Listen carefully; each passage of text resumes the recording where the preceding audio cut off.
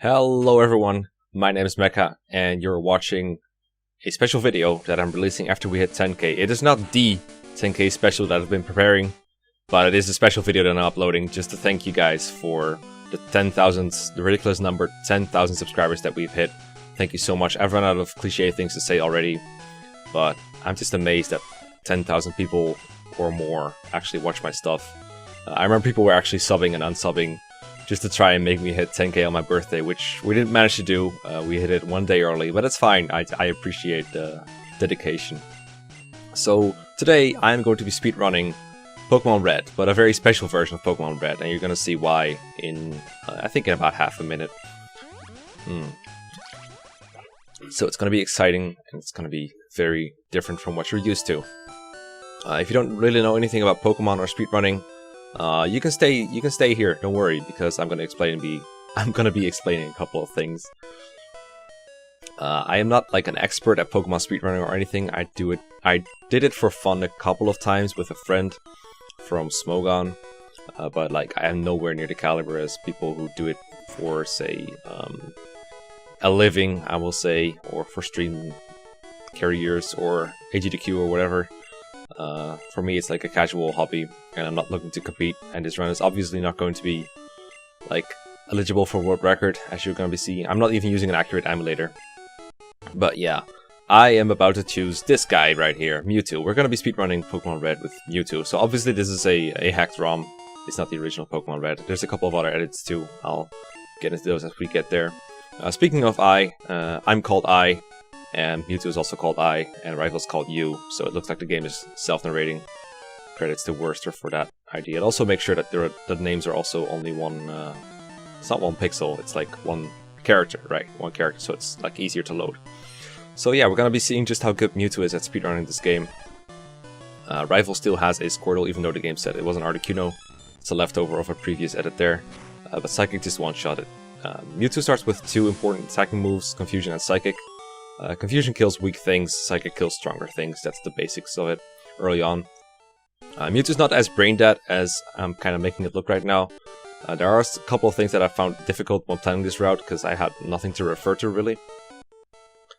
A YouTuber called Cerulean, I think he invented the idea of speedrunning Pokemon games with different starters. They could be even fully evolved ones, so he has some videos up of him speedrunning with like Dugong and Victory Bell and all kinds of whack stuff. And according to his top 10 list, Mewtwo is the fastest Pokemon to speedrun Red and Blue with. But apparently he's very hard to optimize because you cannot get into Red Bar. If you don't know what it is, I'll probably mention it at some point. But I don't know, I like running with Mewtwo because it's fairly easy to get into as someone who doesn't really plan all these things much. I think planning Pokemon speedruns is almost more interesting than playing them. But I do enjoy the adrenaline kick that comes with speedrunning, especially Pokemon games. I'm just not that great at it. I mean, I like Fire Emblem because I can take my time and think things over.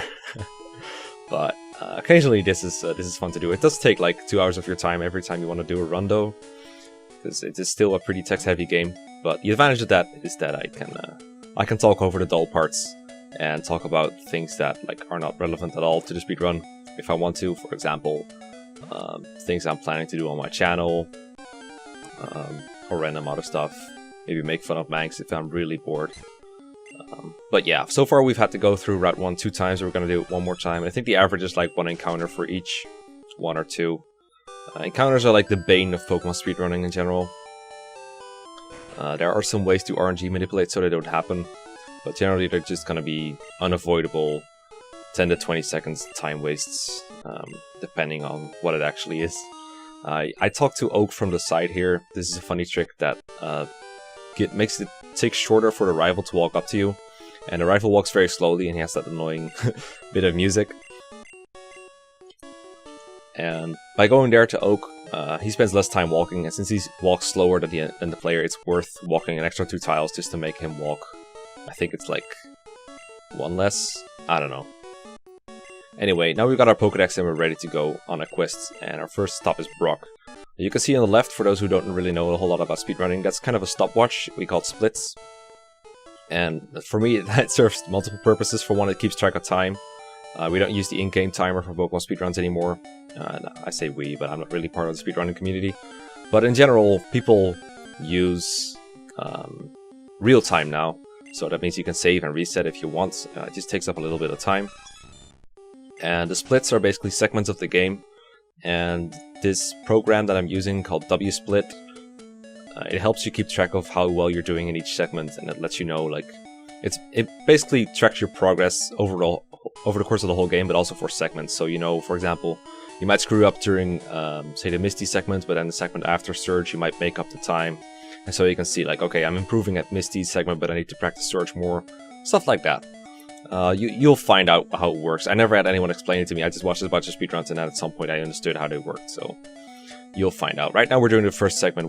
We're going to Brock, and as you can see, my best time in that segment, or at least the time I'm competing against, because these splits are all from a previous run, and the time I'm competing against is 8:15. So last time I had a run recorded where I saved it in WSplit, I got 8 minutes and 50 seconds on Brock. And right now it's not looking like we can beat it because we just got an encounter of Radiant Forest. Radiant Forest is kind of a weird place because not every tile can give you encounters.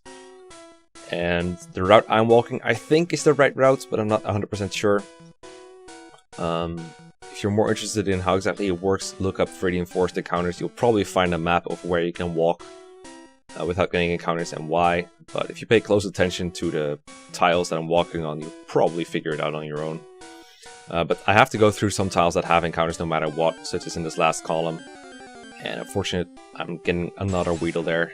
The first part where I got another Weedle was also not a free tile. I call them YOLO tiles, because you basically go through and hope you don't get an encounter. And here's the first trainer battle after the rival. It's a level 9 Weedle, and I think there's a chance to one-shot this with Confusion, but I use Psychic. I use Psychic here because I have to in order to secure the KO, and I have enough Psychic PP to go through. The Psychic against the Squirtle does not count, which means I now have 9 left after killing this Weedle. And I have to be sort of careful with them, but not really, because I can heal in the Pokemon Center in Cerulean City. But until then, that's all I really have. So I can't just Psychic everything, I do have to use Confusion on some things. And that's why it's helpful to know what you can Psychic and what you can Confusion. And that's really, I think, the most important part at first when you're trying to speedrun with Mewtwo. I'm just trying to, like, explain all this as a guide as to how to speedrun this game if you want to do it on your own. I doubt a whole lot of people are going to try this at all, but I think that's the easiest way to narrate this, is to, like, turn it into sort of a guide. I think that's kind of a general trend for playthroughs and Let's Plays, so forgive me if you're not interested in doing it like that, but that's just how I'm going to narrate it. So right now, I think there's like a... it would take like half a minute until I hit the Brock split, but obviously the fight is going to last longer because Brock talks like forever after you're done fighting him. So I'm already behind because of all those encounters. That's really the main reason. The Brock fight itself, it went really well. I think you can Toot KO them with Psychic, both Toot and Onyx, but if you get a special drop, you can use Confusion instead and then save a Psychic PP. And it can work out if I never get a special drop, but I prefer if I do, and I get a special drop on both. I think Toot might be KOable with Confusion regardless of special drop. I don't remember all the fine details yet. I haven't gotten like very elaborate notes. If you couldn't tell yet, this is obviously post-commentary. I'm not going to narrate this when I'm playing. Like, that would take over 70% of my brain, and we all know what happens at that point. So the next split is Pidgey. That really means any bird that can learn Fly, and Route 3 has grass where you always encounter one of the 2 birds, so I'm fine with catching the Spearow too. But first we're gonna need to go shopping at this Mart. I think this might be the run where I screw up on buying a little bit. Yeah, it does. It's kind of weird. But I should elaborate on something else. So you can see in the shop I buy $0 Master Balls. That's kind of weird. And, well, I put Master Balls there because normally, obviously, they have Pokeballs. And those have like a random chance to fail, which I don't really want to happen. And normally you can manipulate Pokeballs to the point where they will always catch something. You can always manipulate counters too, and but you have to like reset the game and do some RNG shenanigans, walk in certain patterns, and you have to use the right emulator for that.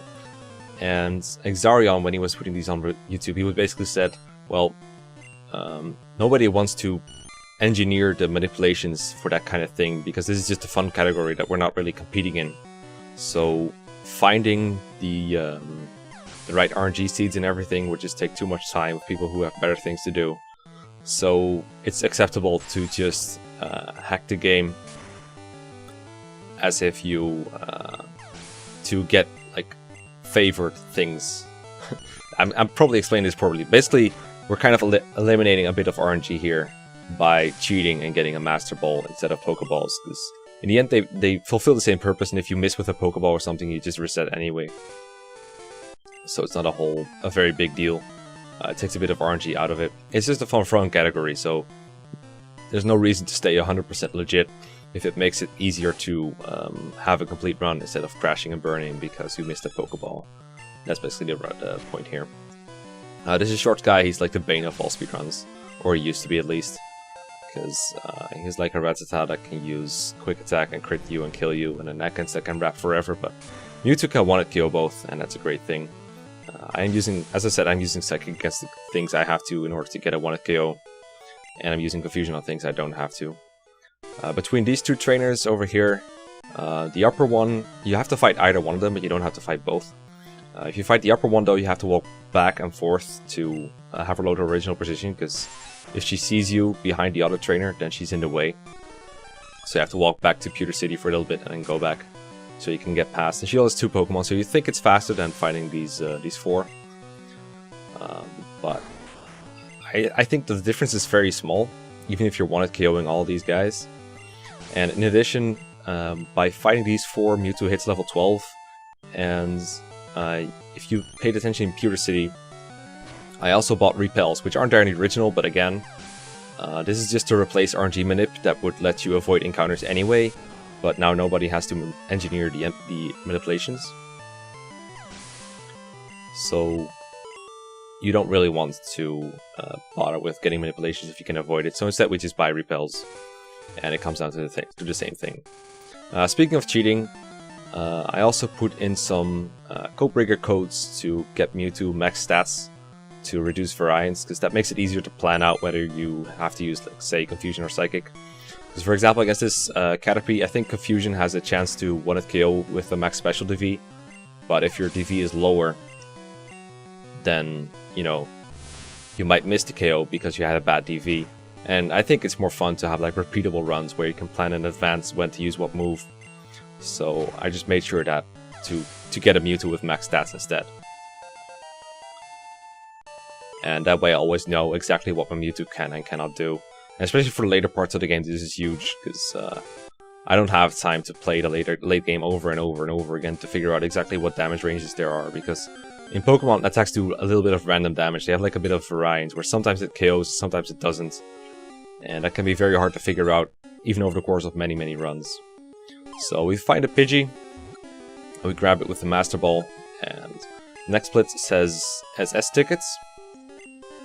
Good god, this is going faster than I thought. I thought I would have way more time than this. Anyway, that means next split is at Bill's house. So right now we're a little around like 20 seconds, 30 seconds behind, but we can make up for that. I used to do Misty before going to Bill and like going on Nugget Bridge, and this is actually the first run I'm doing where I'm going the reverse way, just to try things out. Here's Mount Moon. I think this is the part I hated most when watching speedruns, because it's just walking through and hoping you don't get an encounter. Whereas this way, at the very least, you don't have to see all the encounters over and over, because they drain so much time on the clock, and it's really annoying to watch. That item that I just passed by is an escape rope. I accidentally bought an escape rope that I didn't have to in Pewter City, because, you know, I do stupid things like that. But now that I bought one, I don't need to grab that one. The escape rope is going to be used to escape from Bill's house.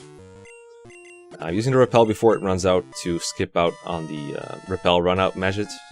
I don't always do this because I don't always remember when to use them, but in Mount Moon I have it like fairly well locked in memory where I need to use Repels, but for example in Rock Tunnel and Victory Road, stuff like that, I don't always remember, and sometimes I just let them run out instead of risking of running out early. Now on the last floor, I don't want Repel to be used near the exit because I have to catch something in the grass near Cerulean. So I prefer to use a Repel early like this, so that it runs out when I'm like out of the cave but not in the grass yet. Mount Moon, as you can see here, has very few trainers that you actually have to fight. There's only 2 at the end, the Super Nerd and the Team Rocket guy. For the Team Rocket guy, I'm purposely walking an extra square here, so I can talk to him instead of him noticing me and getting the exclamation mark and maybe walking towards me. This saves time even if you have to run up to these guys. It's something most speedrunners in Pokemon tend to do. Avoid the whole exclamation mark thing. You can tell that Mewtwo, or maybe you cannot tell if you don't know, but Mewtwo is like, he has a very slow EXP curve from what I know, so he grows very slowly. Compared to other species like, I don't know, Nidoran or even Squirtle. And this both hurts and helps. It helps because every time it levels up it wastes a little bit of time. And you don't have to be super over leveled to beat the game, but sometimes the lower level can stop him from getting certain KOs. And of course, if you have to spend an extra turn in battle because you're under leveled, then that wastes more time than a level up screen. A level up screen doesn't waste as much time as it does in, say, Fire Emblem, but it does annoyingly come in there a couple of times. Like that, you can see that the whole jingle and the stat flashing takes up a bit of time. You can see I only have 1 spare Psychic, so I could have gotten like a 1 in 256 miss or something and still gotten enough Psychics off to where I can kill everything in 1 hit. Because nothing survived 1 hit at this point since Brock.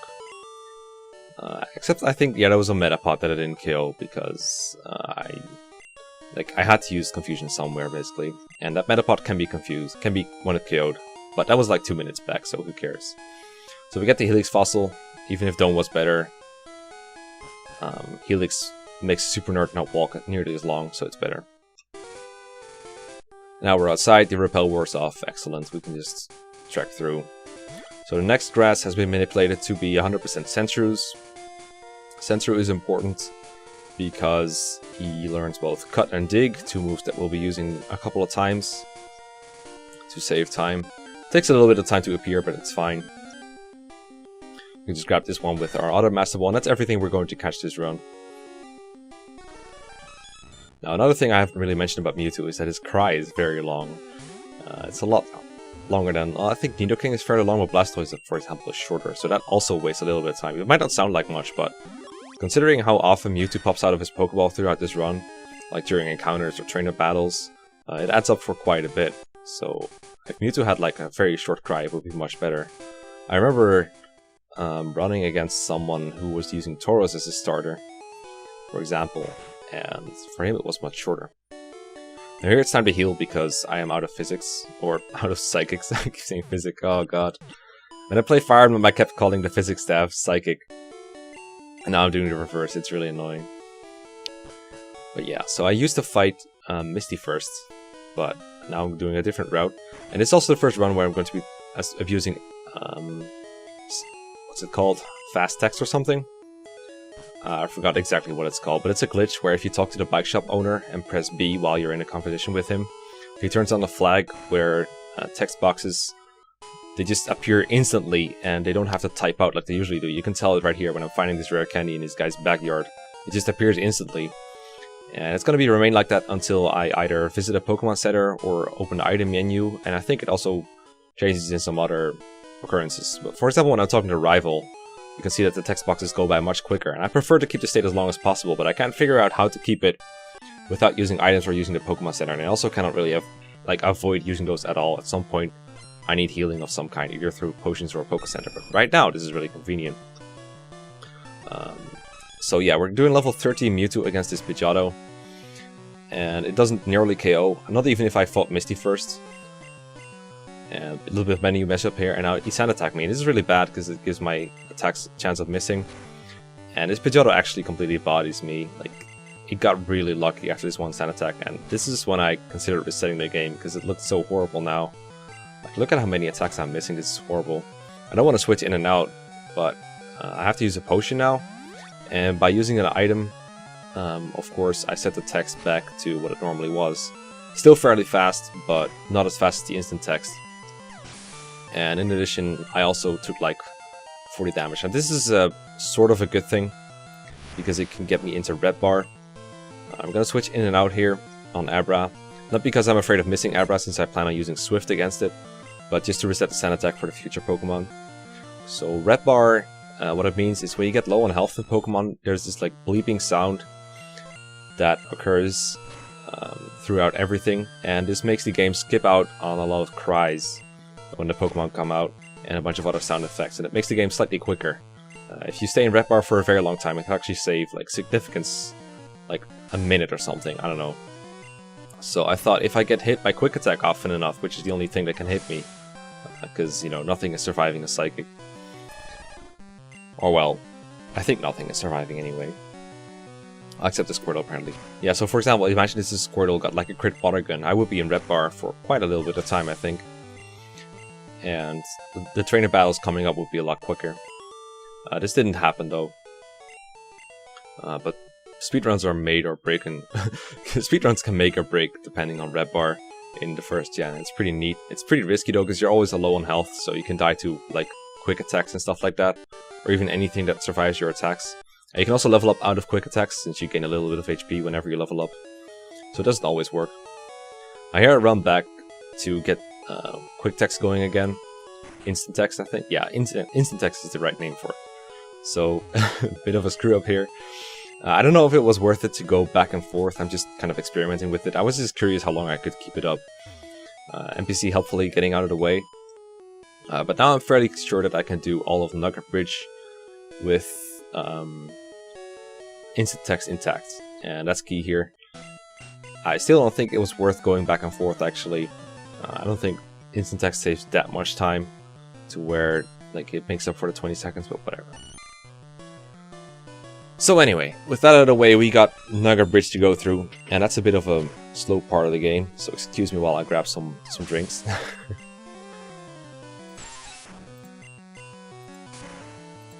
Alright, we're back in business now. That's the worst thing about doing this speedrun, probably, is not having time to go off and grab some water or something. That's the worst part of the heat.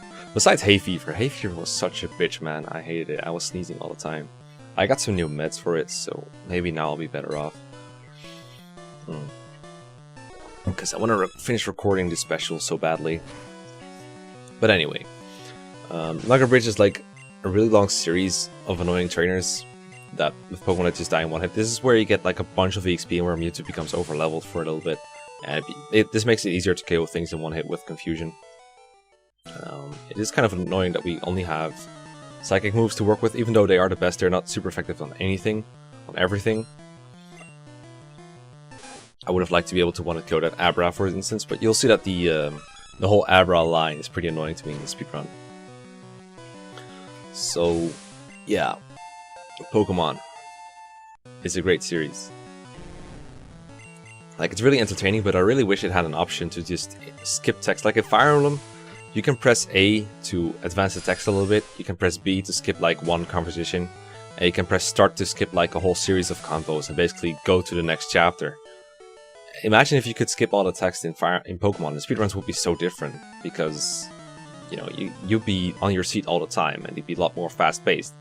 But in segments like this, in Pokemon speedruns, I'm always like, yeah, you're KOing a bunch of stuff, but the majority of the time you're not really watching a speedrunner doing anything. You're just watching a speedrunner waiting and maybe mashing a button in anticipation of, you know, having to press a button.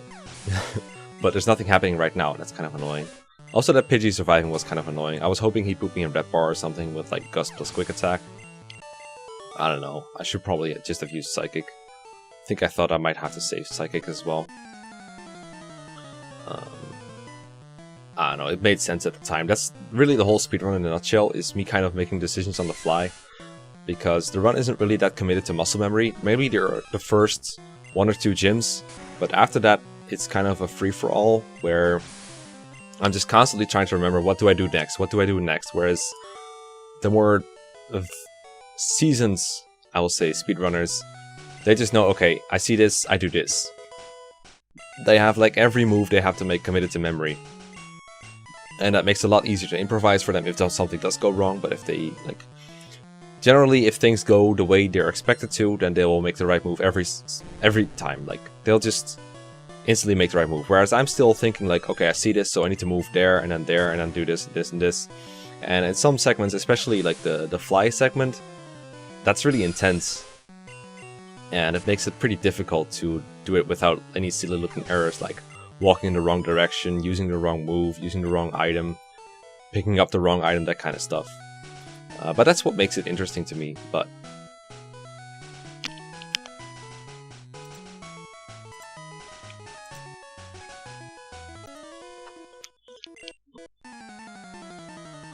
yeah, that's what makes it exciting to me. Sorry, we got interrupted for a little moment there. That kind of adrenaline, that kind of improvisation is what makes it exciting to me. So you can see that the split right now is already bleeding time, as I would like to call it. Because apparently I was supposed to get the SS ticket. This is not actually true. This is the remnants of my old splits. I used to play Misty before SS ticket, and the time it has for SS ticket right now is the time that it took me to beat Misty, which was a really bad time though, because I think I died twice before actually beating her, since it's a pretty luck-reliant fight. Because what happened originally was I would heal at the Poke Center after Mount Moon, then fight Misty with my somewhat under-leveled Mewtwo, and her Starmie is really like kind of luck-based. I have to get some special drops in order to beat it, and after that you would do Nugget Bridge. But now I twisted it around after watching like a random speedrun or part of it when I was trying to figure out how instant text worked. This is a screw up. I was supposed to fight the upper guy. He healed us like 2 Pokemon, this guy has 4, so minor screw up here. 2 extra battles. Whatever, more XP for me, right? But yeah. What was I saying? Oh yeah, so the idea here is that you do Nugget Bridge first, and it makes it easier to keep instant text around. And then afterwards, you go back to the Poke Center using the escape rope in Bill's house, and then you fight Misty. And that way you have a higher level for Misty, so you have a better shot at beating Starmie. And yeah, I think that was a pretty good idea, so I decided to try it out and record while doing it, because the rest of the run stayed the same mostly, like almost entirely. And I like trying new things, basically. That's another thing I enjoy about speedruns. I guess this is like the closest thing I would do. I would come to like applying LTC knowledge to Pokemon. LTCing and speedrunning are very different things. I might make a video about that at some point, because a lot of people they say like speedrunning when they mean LTCing or vice versa, and it kind of pisses me off. But whatever. It's another problem for another time. You can see I'm very low on confusion here. I forgot how many psychics I have left though, but it's not as close as it seems. I only have 1 trainer left anyway. There's an ether right next to this last, like 1 right and 1 up to her, that I could have picked up. I actually pick up too many PP restoring items throughout this playthrough, but they're nice to pick up because they take a shorter time to use than the Pokemon Center. Yeah, thankfully I've slowly learned that. Like at first, when I first routed this game, I would just pick up like a bunch of extra items, and then at the end of the run I would kind of make note of what I have left, and be like, okay, I don't need to pick up as much stuff anymore. And I still pick up too much shit. I definitely pick up too many items. But, you know, in Pokemon, the less you play it safe, the more time you can save. And that's really speedrunning in general. And it really makes you, like, ride the line. So, I think what Bill's thing here did, besides, you know, changing him from a Pokemon to a normal person, is it actually turned off the instant text, unfortunately. And I think at this point I decided to stop activating it. So, in order to escape rope back to Cerulean, you do have to use the Pokemon Center there. So the heal is unavoidable, even if it did have enough Psychics left and enough Confusions left to take on Nugget Bridge. You have to heal before you go up to Bill's to save time with that escape rope. Saves you all the way. It saves you walking back all the way, basically, and it's pretty cool. Same effect as Dig, but I don't have Dig yet. Here I go back again to get instant text for Misty. This is definitely a mistake, because I plan to save in front of Misty, and that requires opening the start menu, and that takes away instant text. But because the rival fight went so poorly, nice walking there. Because the rival fight went so poorly, I decided I kind of had to take the risk, or do silly things, try out silly things. So first I'm gonna fight this Goldeen. Now, this is actually the first time, I think, that I'm fighting Goldeen with the Mewtwo at this level. I'm used to fighting it like 2, maybe 3 levels lower, because of all the XP I got at Nugget Bridge. So I'm curious if this can actually get a one-hit KO with Psychic. If it does, it saves me from saving a potential Supersonic. Yeah, Supersonic can waste quite a few times if you hear yourself in confusion, so very helpful. And it does one-hit KO, so I'm making a mental note of that I can actually one-hit KO Goldeen now, and it actually makes me think that this order of like Bill and Misty is better. Staryu is another thing that I would really like to one-hit KO with Psychic. I get a crit here, which you know, I will appreciate it if I need it, but I would have liked to know if I could KO it without a crit. Now here's Starmie. Now Starmie normally is like, it can kill you because Bubble Beam does like 20 something, and if it crits it does like 1 × 5 as much. But I get 2 special drops, and that both reduces Starmie's output and it like increases mine so much. And this made the fight look so much easier than it was. I really should have saved right before it, but I was just YOLOing it because the rival fight went so badly. But this fight has killed me so many times, and I have no idea how to tackle it more safely than this. Because normally you do like, I think, maybe 20% to Starmie with Psychic, if you don't get a special drop. You can get more with like crits and stuff, but generally you don't really do that much. And Starmie can use like Tackle for 10 and Water Gun for like 15. Well, maybe not 15, but Starmie also has a pretty high crit rate and stuff, because crits in this game are based on speed. Which is one reason why Mewtwo is pretty good at getting 1 KOs when it shouldn't, because it just crits a lot of the time. It has like almost a 1 in 4 chance of critting, due to the way that the crit formula works. Now this Rocket can also be kind of annoying, not because of Machop, but because of Drowsy. Drowsy survives whatever you throw at it, even Swift. And it does have Hypnosis, which can waste some time putting you to sleep, and you have to like wait until you wake up, because you have no way of waking up. But I get a helpful Swift crit, so that's one more problem out of the way. And at this point, I'm pretty sure that I've saved like a bunch of time. If you look at the splits, it says 30-37 in like yellow letters. I think that's a gold split. I think that's the best split I have ever gotten on that one. Now, it doesn't really count because the SS ticket and the Misty splits are derived from where they used to be. So SS ticket is using Misty's data basically, and vice versa.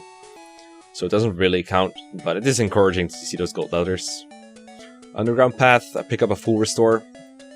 I think Instant Text is still on because I didn't save it Misty, and so the text box is even quite faster than usual. But if you're very fast about going in and right away just grabbing the item as soon as you can, I think you have to mash B, and it never appears. On this part I usually use a Repel, but again I want to keep Instant Text, so I don't use a Repel and I don't encounter any Pokemon. And considering my bad luck at encounters early on, I think it's justified.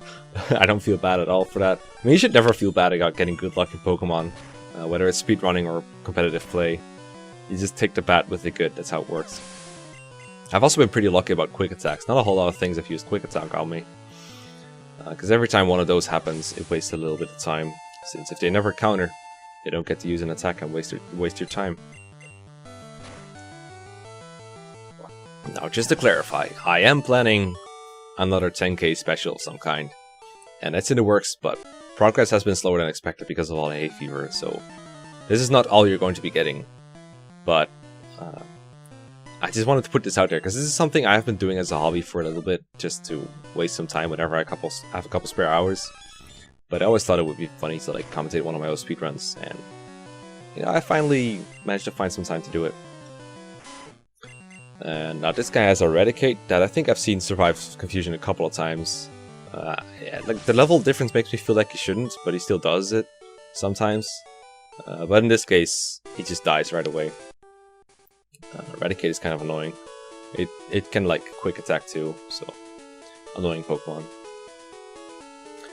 Now for Million, all you really need to do is get the Cut HM from the ship, and get the Thunder Badge, and get the Bike Voucher. So we're going to do that in this order.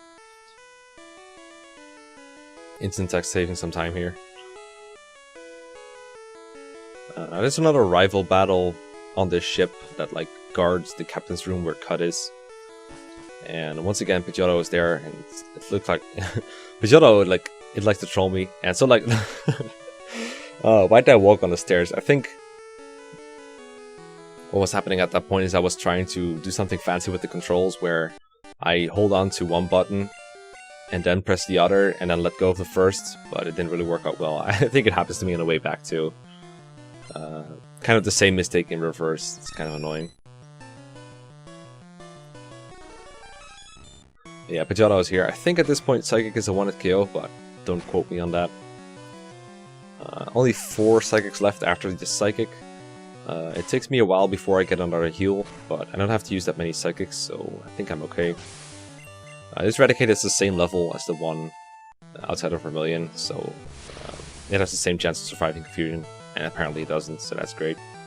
Here I make a dumbass mistake if I remember. Yeah, I was supposed to use Swift here to 2-hit KO Kadabra, and I accidentally used a Psychic that I shouldn't have. I don't think it ended up... It did end up impacting things, but not a whole lot, but it was kind of dumb, and it shouldn't have happened. Because I also got an extra, it's not very effective message to get because of it. 2 Swifts would have been better. But small mistakes, I'll just take the small mistakes, man. I mean, it's very easy to make yourself very perfectionist on these kind of things, but I should just be happy with whatever I get, really. This is just a casual run. Also, it's kind of a late comment on it, but I also position myself so that the rival had very little on-screen time again. Also, cuts, when you get it, you see like a very quick skip of the you got HM01 screen. That's a jingle skip I don't really see people talk about all that much. I don't think I've ever seen someone comment on it, but I can pretty consistently get it, but I'm not sure how well known it is. But I just mash B all the time and I get the jingle skip every time. So, St. Anne leaves, and this is like the biggest break for speedrunning Gen 1 besides like Bicycle Road. Because the ship takes a long time to leave, and it also has a has like the horn sound at the end before you finally walk up. And this is when I just ran off and grabbed some more water when playing. I didn't manage to play all this without a break, but I did make use of this break for the best I could. You gotta, that's speedrunning in a nutshell. You gotta optimize your break moments. And now it's time for Surge, because we got cuts, so we can get the bush now. So it's finally time to open the start menu, break instant text for the last time, and teach Sandshrew both cut and dig. Thankfully Sandshrew only has like 1 or 2 moves at base level, so you don't have to waste time in that screen where it's like, I have 4 moves, what should I forget? So that's nice. And now it's time for trash cans. And trash cans are trash. The pattern for where the trash cans can be, if you don't know, this gym is like, you gotta hit 2 switches in a row basically, and if you fail to find the second switch after you find the first, it resets and you have to go all over again. And the way it can be distributed is very weird. I definitely did not get this first try. I think I did on the run that I got these splits from. But yeah, basically only the trash cans that I check out can be the first ones. I think you can see the pattern if you like map it out. And then the second switch is always right next to the first one. With some exceptions, such as the fact that if the upper left can is the first switch, then I think there's like a 25% chance that the upper left is also the second switch, which is very weird and glitchy, but that's Gen 1 in a nutshell for you. I did get that one, I think, in one of my original runs. But yeah, now we get the Surge. The Voltorb doesn't survive Psychic, but it does survive Confusion. Raichu survives Psychic no matter what, and Pikachu dies to Confusion. So that's how my PP is distributed. Very easy fight otherwise. I think the only thing that can really go wrong is if like Raichu paralyzes you or something. But that's such a low chance, and there's no way it kills you because Mewtwo has way too much special. That's the great thing about special being one stat in Red, Blue, Yellow, both for special attack and special defense, is the Pokemon that has really good special just has both good offense and defense on the special side. It's one of the reasons that Mewtwo is just so broken. And Surge also gives us the Thunderbolt TM. Very important move on Mewtwo. Very powerful. It's like endgame worthy, but you get it after Gym 3. I think this might be the best Gym TM ever. I certainly can't recall any that compete with it. Definitely gotta teach that to Mewtwo sometime soon. Now, we gotta grab the bike voucher in like the longest conversation in the game. I think the Pokemon fan club chairman, he's like ravishing about his Ravidash or something. I don't care, I just want my thing. This is one instance where you really wish you had instant text, where there's no way to have it, I think. You gotta think that like speedrunners found a way to keep instant text, but I haven't like found any good documentation on it. About the fact that it wears off after you open the menu or visit the center. So if you know anything about that, post it in the comments so I can take it into account. Because I really like instant text. It's a really cool glitch. And yeah, we could walk all the way back to like Cerulean, but I didn't get Dig for nothing. It's shorter to just walk into Diglett Cave and then dig yourself back to Cerulean, because Dig takes you to the latest Pokemon Center that you've healed in. And I never healed in Vermilion, so the latest Pokemon Center I used is Cerulean City. Excuse me, I just ate. So we can't instant text anymore because we have the bike voucher. So now we're just going to get the bicycle to increase our walking speed. And instant text definitely goner now. But we do have the bicycle. And now we get into item management, which is also a really cool part to plan. It's really cool to plan, but really hard to use. So I took this opportunity to teach Thunderbolt and get on my bicycle. Now, bicycle's at the bottom of my inventory because I just got it, and so is Thunderbolt. So what you do here is you open your menu and you press select on one of your higher items that you're not using, so that you can switch it with an item at the bottom. Then you scroll to the bottom and you switch it with something you're going to be using a lot. In this case, it's bicycle, which I put all the way at the top. And then I want to get back to the top where my bicycle is so I can use it, but I don't want to scroll all the way back to the top. So you use an item that you only have one of, such as a TM, like Thunderbolt. You use it, and then the game is like, well, you know, your cursor can no longer be on this item because you used it up, so it's no longer there. So it just defaults back to the top, and then it's right on top of bicycle. You just use the bicycle. So what you want, basically what this does is it lets you use one use items to get back to the top of your inventory very quickly. And I make use of this, I think, once or twice more in the run. I think the optimal run would have more of it, but I haven't found those spots yet where you would use it. I think the next time I use it is actually at the end of this split. And I think it's one of those very minor details that you really gotta appreciate people knowing about.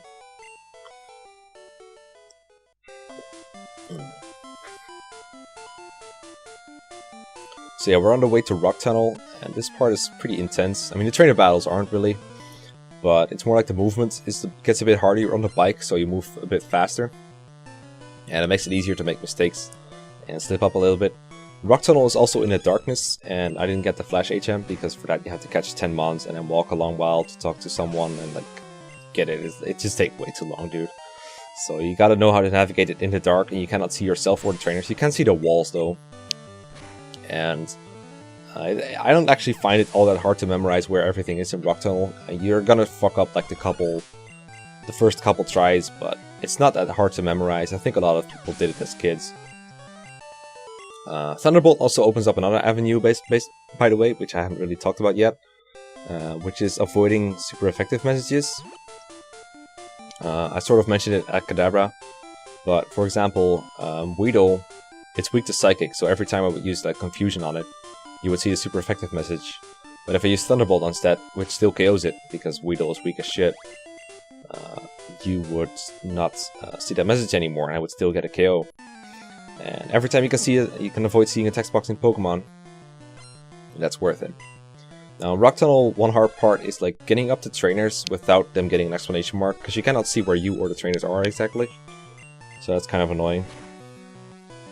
Cubone doesn't die to Confusion, so my instinct was to use Psychic, because I'd seen it survive in previous attempts. But then I remembered that I'm out of Psychics, so unfortunately, a bit of a screw up there, but it's fine. Now, you can't really abuse the not seeing the message on everything. For example, Slowpoke and Execute, they're either resistant or weak to every single move of Mewtwo's. So in those cases, you just use the super effective move and you're done with it. But I try to use neutral moves when I can. Now, I know where pretty much every trainer is, so it's not too hard to talk to them. But sometimes you're just slightly off with where you think you are, and you end up hitting the exclamation mark. Now, those are like losses of maybe 1 or 2 seconds, but I don't worry myself too much over those, because You know, I'm not going for world record. I just want to get a respectable run, and any practice I can get in is always welcome. Like right there was a little bit of hesitation when I was trying to find out like where is this trainer exactly, where I can talk to her. But if I see an exclamation mark, that's like not reset worthy or anything. Now you can see the split is kind of long. It lasts all the way until Fly. I just kind of copied splits from speedruns and kind of added my own twist on it. I think in hindsight, a split between Pidgey and SS Ticket would be nice, like Mount Moon Exit or something. So you know how long your Mount Moon took. Although, with like Repels, it doesn't take that long anyway, so maybe that's not worth it. Mount Moon isn't that long anymore, and there's not a whole lot of variance. But some splits do feel a bit long. I don't think splits all have to be equal or anything. Here's the Repel using trick again, to make sure the message doesn't pop up. I haven't memorized it as well for this one, but it's still fairly decent. Here there's a couple of close hikers that I'm really trying to maneuver around. There's one trainer here, a female junior trainer, that has like 4 Pokemon or something, that I really wanted to avoid, so I played it safe. She's, it's kind of hard to explain exactly where she is, but she's in this room, and it's very easy to hit her accidentally, because there's only like a 1 tile wide horizontal row where you avoid her. So I was trying to make very sure that I was on that row and not above. I think that was like not the optimal routes tile-wise, but whatever. Being out of Psychics was scary here because I remember this Graveler surviving Confusion, and it did explode on me at some point. It like used self-destruct, but Mewtwo does survive that at this range, I'm pretty sure. So unless it crit, maybe if it crits I die. Here's another room with like a really annoying junior trainer with a bunch of Pokemon.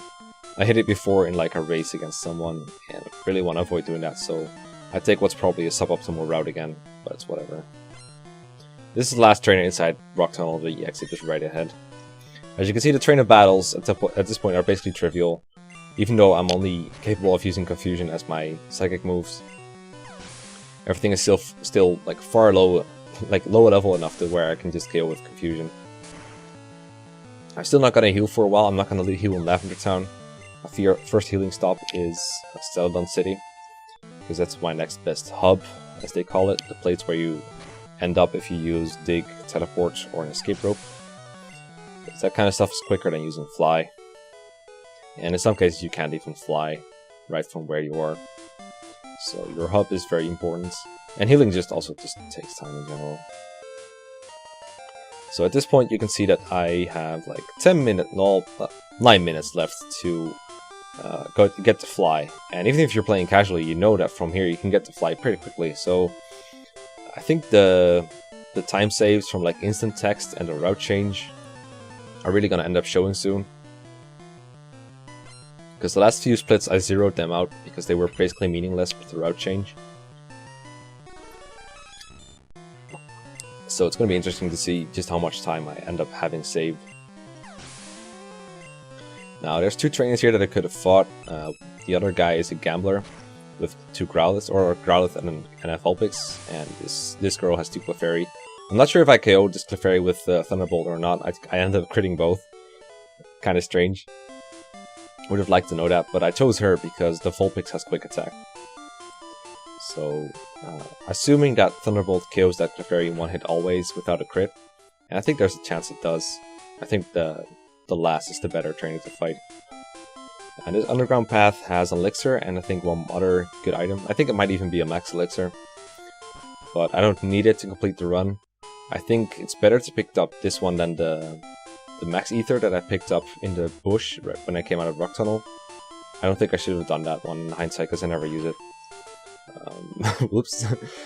Bad use of my bicycle there. I told you it's easier to make mistakes. So here we heal on Celadon. And Celadon is like a really big city. Normally you're supposed to do like a side quest here in like the Rocket Game Corner. Where you fight the guy in front of the poster, and then you hit the poster and you get in their basement. But instead, if you buy the Pokédoll, you can just completely skip that. But it does require the use of a glitch. But in official speedruns of like World Record for Pokemon Blue, using this glitch is allowed.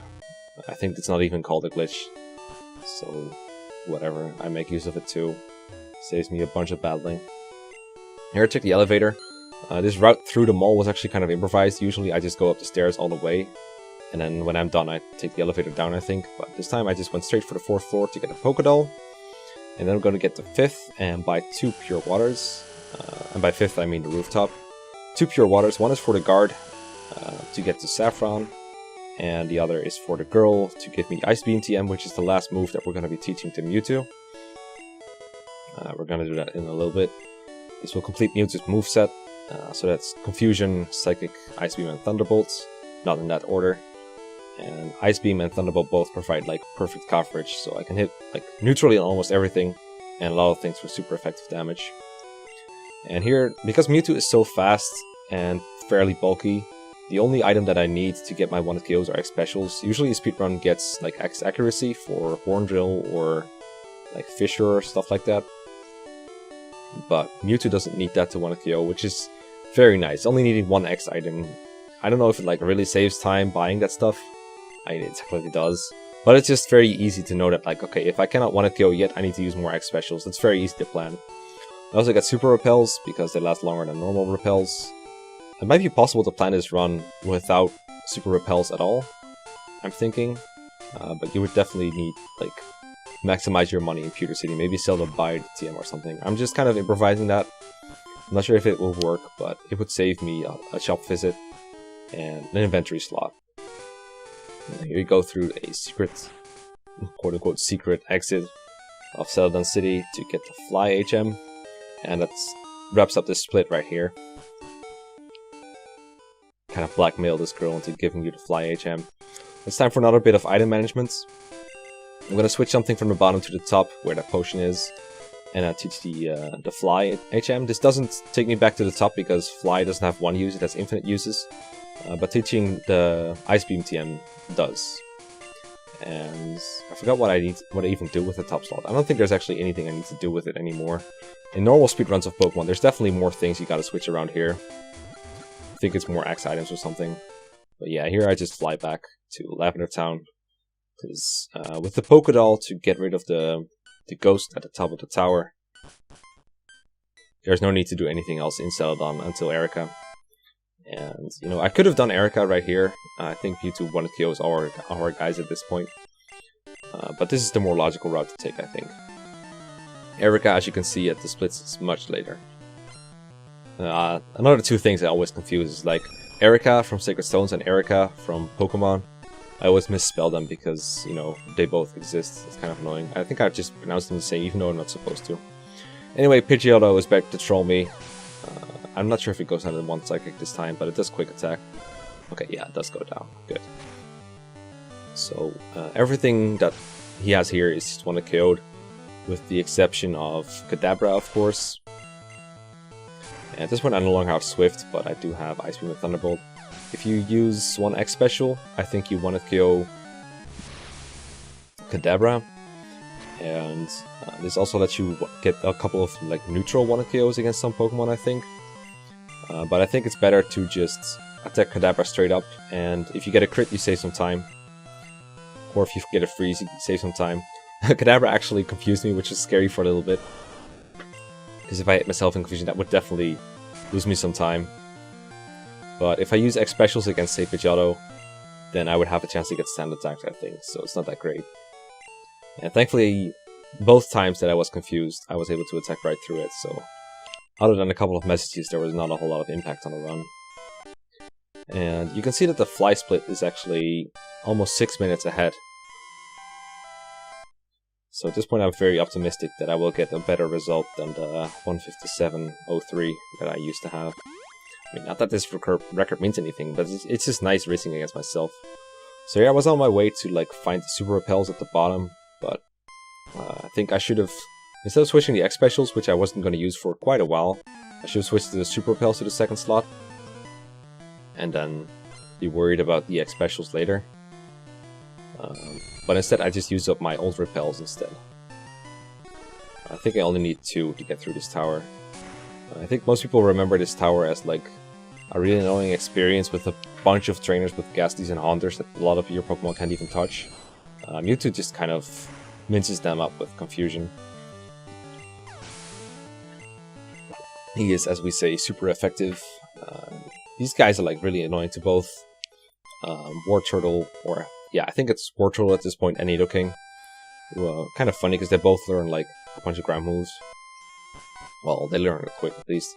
But War Turtle is forced to like dig through them, and Nidoking has to use like 90% accurate rock slides, whereas Mewtwo just says, okay, confusion dead, next.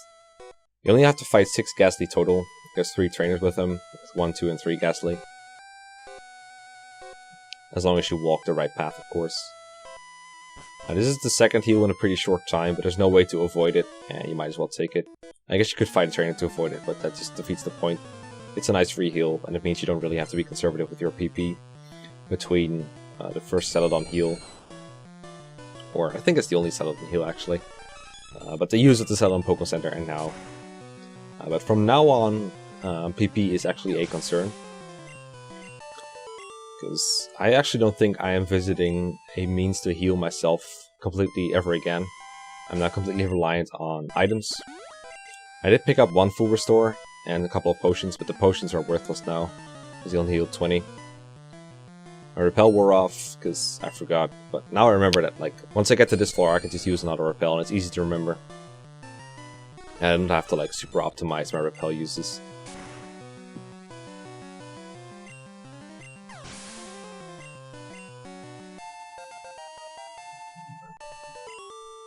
Now, after you fight these Ghastly, there's like a couple of rockets at the top floor that you have to beat, and they're a little bit tougher than these easy-ass 1-hit KOs. This is also the point where sometimes I have 20 items and I cannot pick up any more.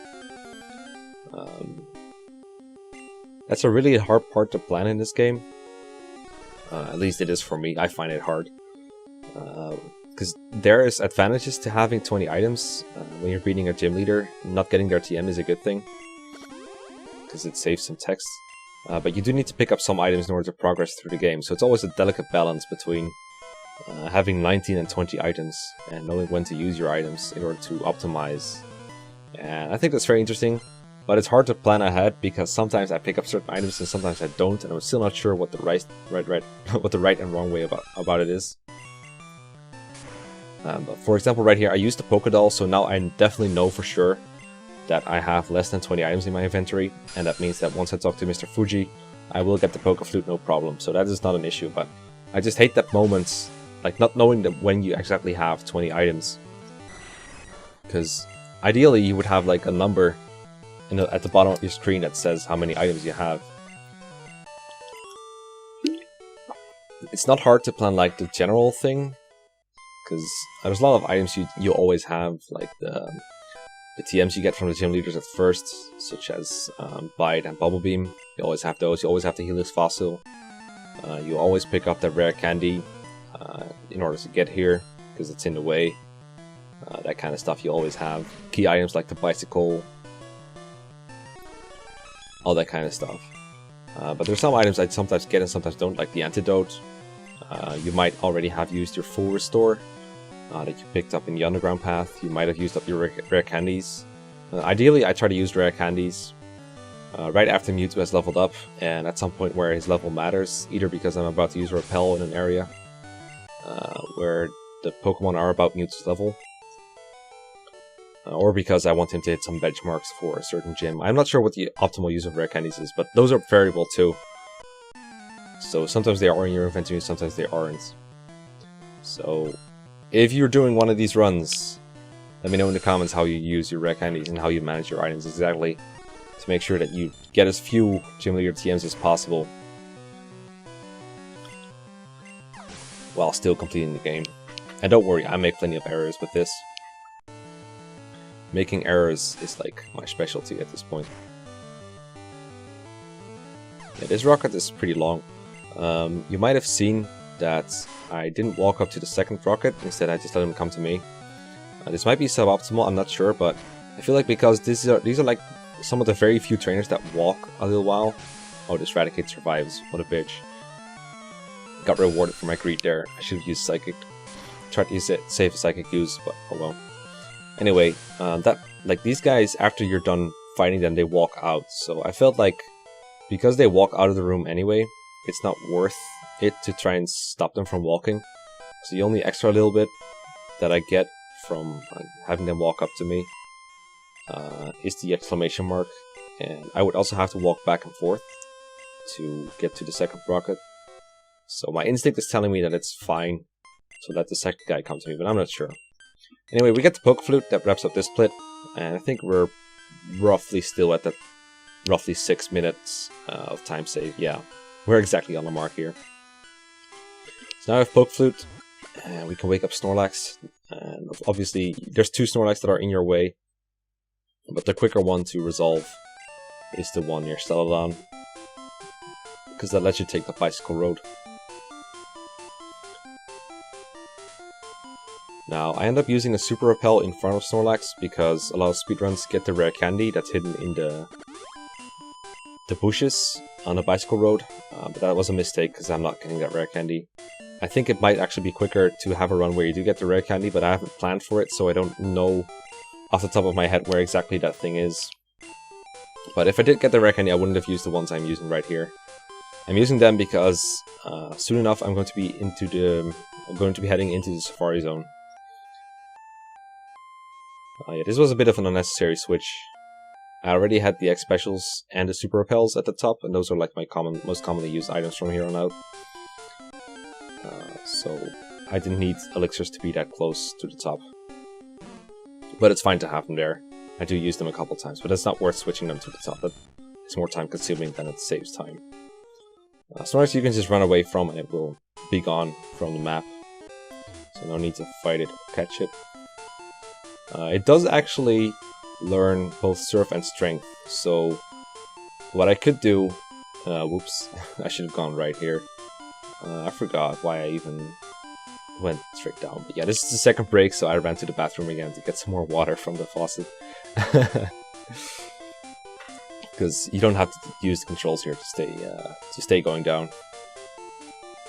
I'm sorry if these like water drinking sounds are annoying you, but you know it's so warm, so I gotta keep drinking. Such a heat wave. Anyway, what was I saying? Oh yeah, I used rare candies because in the Safari Zone there's Pokemon of around level 30, and I want to be above them as much as possible, because you cannot repel Pokemon that are equal or higher level, I think, is what it is.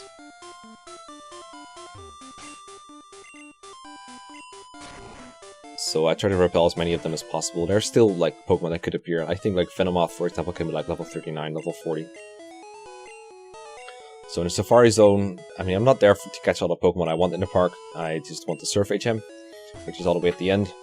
And this is usually the point where my item management gets very tight, where I hit like 20 items. So it's very hard to know exactly how many items you have. So since there are some Pokemon that can appear regardless of my repels, I try to avoid the grass when I can, but there's so many parts where I have to go through grass anyway that I can't really avoid all of it. There's one Full Restore that I want to pick up, the rest of the items I just can leave wherever I want, but the extra Full Restore is nice. Nice.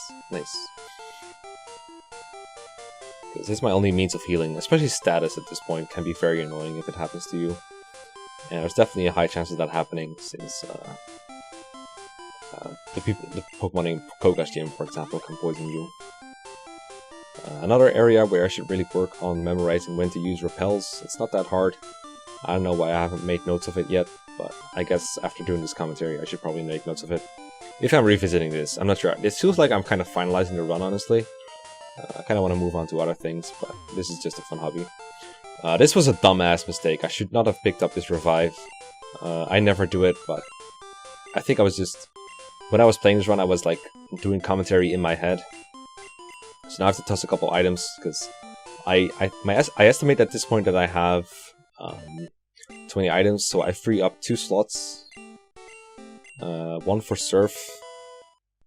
And because after this I'm going to Silphco, I need to be able to pick up the card key. So I'm thinking I'm going on 18 here. This is not actually correct, and it ends up biting me in the butt a little bit later. So to get the Silph, I dig out of the Safari Zone. It's a cave. You can't dig out of the house that the Surf HM is obtained in, but you can dig out of the Safari Zone in general.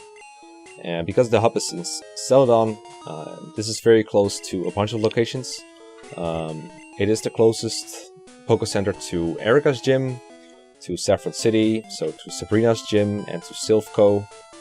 It's the closest to Bicycle Road. It's just a really convenient spot to keep warping yourself back to. And, you know, that's all a hub's gotta be. And it's also pretty good timing for a healing. So... this is basically the explanation that Worcester gave on one of his commentaries, so... And it works for me. So in Silphco, there's only, like, 2 floors you have to visit manually, as you could say. The 5th floor to get the card key, and the 3rd floor to get to the right teleporter to advance to the final rooms. Pick up my 3rd elixir here. I only need 2 elixirs total, so next run I'm definitely skipping one of the elixirs. Not sure which one yet. There's only 2 generic rockets you gotta fight, and this is one of them. He has an Arbok. Confusion isn't guaranteed to KO it from what I know, so I just sidekick it. And then you gotta step into the teleporter, step back. This puzzle, like, completely floored me as a kid, because I knew there was an item there in that, like, small corridor, but I had no idea how to get it. And only just... no, not only just, but, like... It took me, like, online guides to figure out how to do this. I was pretty stupid as a kid, I will admit. So the card key lets you open all the doors inside this building, obtain all the items, fight all the dudes, or just finish it very quickly. Now, fun facts. If you open this door that I'm doing right now, and then step into the teleporter, you end up on the right floor, so you don't have to go back to the elevator. And this saves you from fighting a random rocket with like 5 Pokemon, so really good. And this skip was actually, I think Worcester calls it Silex skip, because a guy named Silex invented it, and as far as I know, Silex is the same guy who ran FE8 at AGDQ, not Kirby Master, but the guy who did it before it. The guy that dressed up as some kind of like female anime character. That's the same person as far as I know. So there you go. That's the advantages of having like knowledge of both Fire Emblem and Pokemon. You get to know that kind of stuff. So Yu is back to troll me here. I forgot if this Pidgeot still knows Sand Attack, but probably does. I did something really dumb here. I used Thunderbolt right away instead of just going for an X Special like I should have. X Special would have let me KO it. And now I'm not sure what the next Pokemon he sends out is gonna be. So I just X Special now. But if I was gonna X Special Pidgeot, I should have just done it on turn 1, obviously, so... Minor error. I actually think 2 X Specials is better. I bought 25 X Specials, I only need about 20.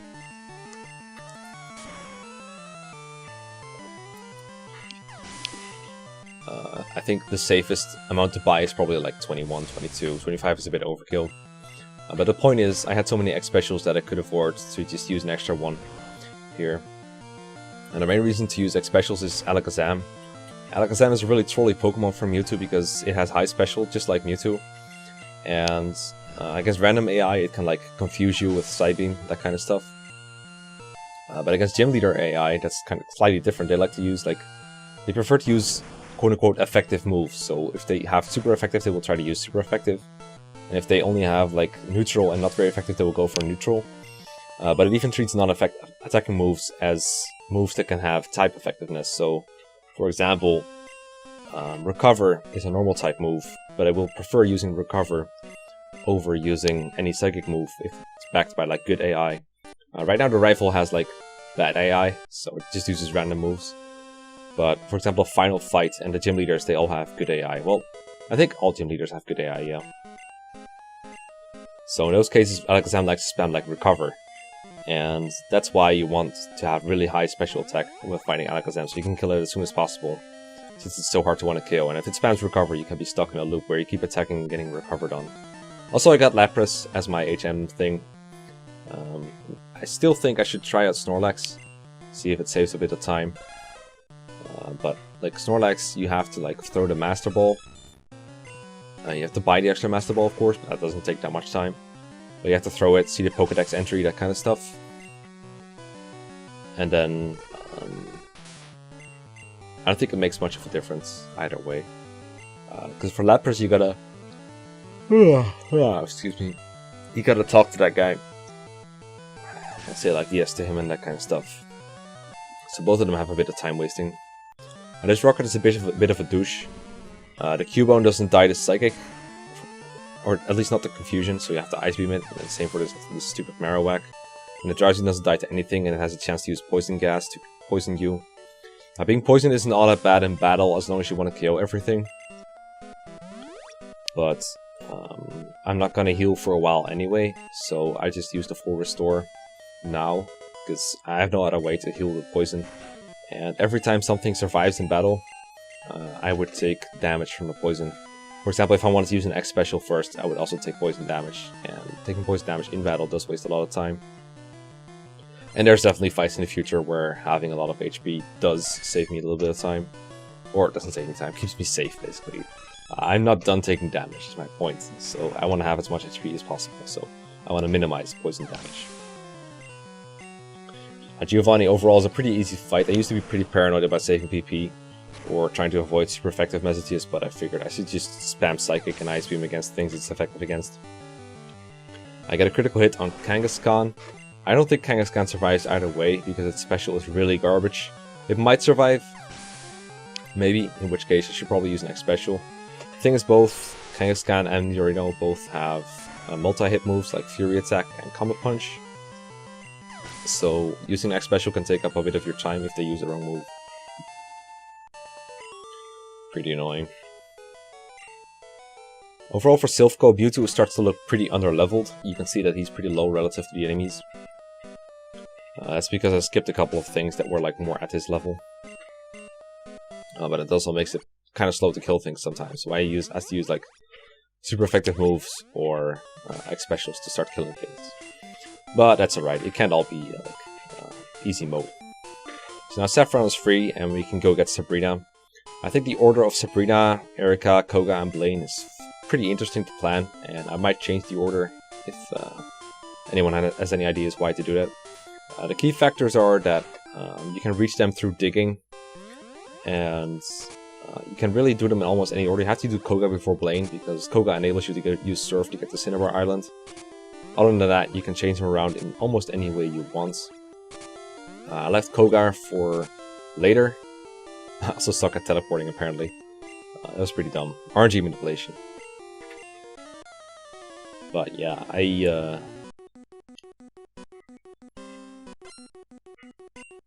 left Koga for later because his gym is the hardest, surprisingly enough. Sabrina is also pretty tough though, but I think she's pretty tough regardless of the level.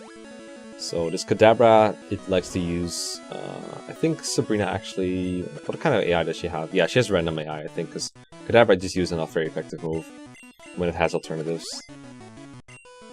But Kadabra can like, disable doesn't matter a whole lot, but Psybeam can confuse, and Psychic can lower your special which you're trying to raise.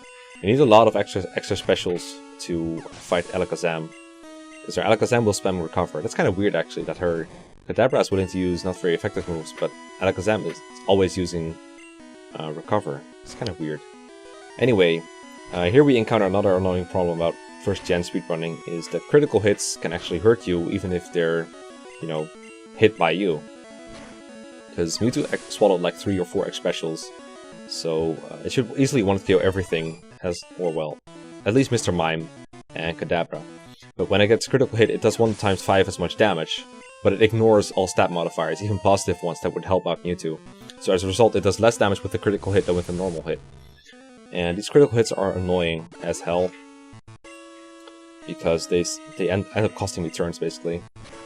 And now I decided that it's actually a better idea to use my last X special against Alakazam, so that's because its best move is Recover anyway. Now I get up another, I ended up getting another critical hit, but I also got a freeze. So I got a freeze critical hit, and that stopped Alakazam from recovering. So that can waste a lot more time than it usually does. And you can see that I actually spent quite a bit of time on the Sabrina split in the run that this is based on. Now I do get Sabrina's TM, which I was pretty disappointed with. I thought I was closer to 20 items than I really was. But now it's time to dig out of here. You can dig out of Sabrina's gym, surprisingly. And it's even quicker if you do it on top of a teleporter, which is why you walk on top of the teleporter first. You can see that the sprite actually turns after the digging, apparently because it's not done doing the digging animation, which I think is kind of cute. Next up is Erika. Erika is pretty much free. All our Pokemon are weak to things that you have, because they're all grass poison. Except for Tangela, which is just grass, but it's still weak to Ice Beam. I think her Pokemon do actually survive Ice Beam. Like the Victory Bell, definitely the Vileplume survive Ice Beam, so you gotta Psychic those. The route that I take only has you go through one trainer who only has one executes. If you just Ice Beam and you win that way. I am getting somewhat low on PP. I was way worried about PP before in my previous run that I recorded, but that was because I wasted a bunch of times using Ice Beam with Thunderbolt as arenas Alexa Zam, which kept recovering. Now my strategies were a little bit better, so I wasted a lot less PP that way. But that does mean it will somewhat soon be time to use elixirs. And I think the time to use elixir, when I did, wasn't like optimal, but it's basically before Koga's gym. But yeah, Erika, not a whole lot to say about it. One thing I find funny about Erika is that in yellow she has like Gloom, Tangela, and Weeping Bell instead. But when I first played yellow, it was like when I was like a little kid. And it was Japanese, because, I don't know, I couldn't get an English ROM or something. Yeah, I am literally at a young age, damn it. So, and I always found Erika, like, kind of hard, because, you know, I was mostly using, like, Pikachu and, like, all the starters, but Charmeleon is a pretty weak starter in this game, because its best fire move is, like, Ember for a really long time. So it had trouble one-KOing, it just got status by everything, like Stun Spore, Sleep Powder, that kind of stuff. It was so annoying. And the thing about Yellow is, like, the thing about Yellow is Surge has this like Raichu instead of the 3 Pokemon he does in this generation or in this game. But with that, I feel like Surge ups the level of all gym leaders, because the highest level of the gym leader seems to be kind of dictated by how high the previous levels were. So Erika's Pokemon, for example, were much higher level, and the same goes for Koga, I think. Like in this game, his highest level is like 44 or something, 45? 45? Not 45. But in Yellow, it's like level 50 Venonats all over the place, man. Or level 47 Venonats and like level 50 Venomoth. That seemed way harder than me. Maybe I was just looking at level too hard. Anyway, Koga's gym is an absolute bitch. They pretend to be a poison gym, but it's full of like tamers and other assholes and jugglers that have like Drowsies and Hypnos and Kadabras. And so it's basically like a second Psychic gym, only this time you actually have to fight the other trainers in the gym. And Mewtwo cannot 1-hit KO those. I think it takes like... I think with 2X specials you can 1-hit KO Drowsies and Kadabra at least. This guy's 4 Pokemon, so it's worth using 2X specials to start getting 1-hit KOs. Unfortunately, I get hit by another Poison Gas. It's always the Drowsies, man. It's always the Drowsies. Drowsy has to be like the most trolling Pokemon for Mewtwo. You can also get like a critical hit here, which I think has a chance to not want to kill Drowsies and give them another chance to like Poison Gas you. Oh well, so I'm going to have to use my second full restore to heal this poisoning. And this was extra painful for me because that my second and last full restore means that I definitely will have an item slot freed for Koga to give me the Toxic TM and waste a couple of extra lines. And I really wanted to show off like how I would fill my inventory with stuff so that he wouldn't talk shit to me about how like poison is the super ancient, awesome ninja technique of over 1,000 years old. Oh well, at least Koga himself is pretty easy, but first we gotta fight another jackass with a Drowsy and a Hypno. I don't know what kind of poison gym this is supposed to be. So stupid. So weak.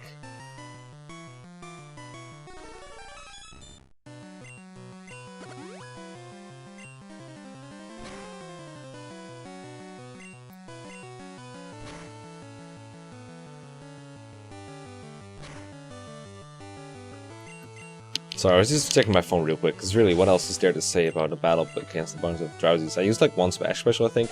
I should probably optimize this battle more, because I use one X Special, then I don't kill the Drowsy, so...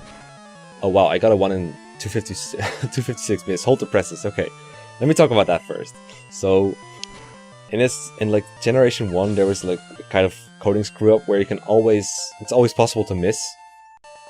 It's just a 1 in... it's like a 0.4% chance, so like 1 in 256. Because of the way the RNG works. I don't want to get into detail. It's so uncommon, but if you're running the whole game, you're gonna run into these like once per run maybe, or maybe like once in a couple runs. Yeah, it's always amusing to see. It's the worst when you're like fighting something you should definitely need to 1 KO. So it didn't really hurt me here, because it was just a Hypno that couldn't really do anything. I guess Poison Gas could have been really bad. But in that case, I would just probably just run off to Pokemon Center and heal or something. It wouldn't be the worst in the world. Here I get a bit cocky, and I Confusion Unlock that I should have used Psychic. It didn't have any serious consequences, because Koga used an X attack. But it could have, and it was a mistake. And we shall keep note of those. So I lost track of what I was talking about before I got sidetracked by 1 and 256. Oh right, yeah, I should have used an extra special, I think, to wanted to go to Drowsy, and then I would do more damage against Hypno. But since I was 2-KOing the Hypno anyway, I don't think it makes too big of a difference. Maybe it's even better to not use any X specials at all, and then against the Hypno you can save turns by critting. Because you're not saving turns, you get the Drowsy no matter what. Anyway, we get the Soul Badge, and with that we can also use Surf to get to Blaine. So our next stop is Petal Town. You can't dig out of Koga's gym, unfortunately. Many have tried, but his ninja hideout is secure against digging.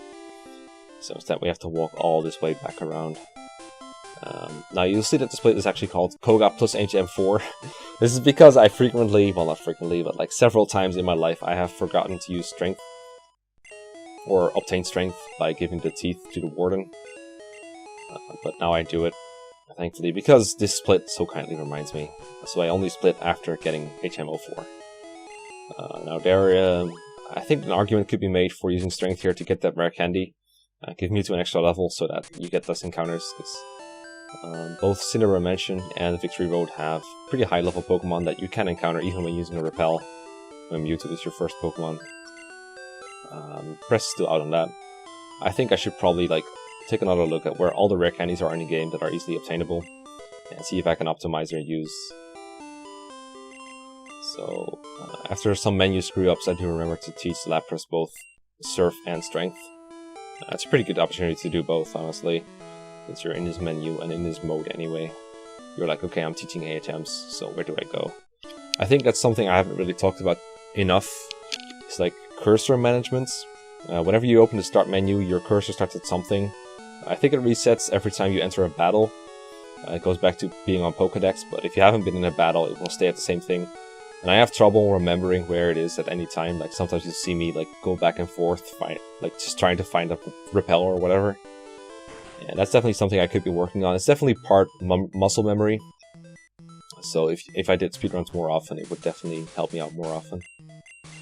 So Cinderella Mansion, I think I got pretty good at memorizing where to go here, at least. I just wish I wasn't at the bottom of my thing, so I could get to Repel quicker. But yeah, just go up one room, basically, go up one floor, and go to the other stairway to open up another, go to another floor, hit the secret switch,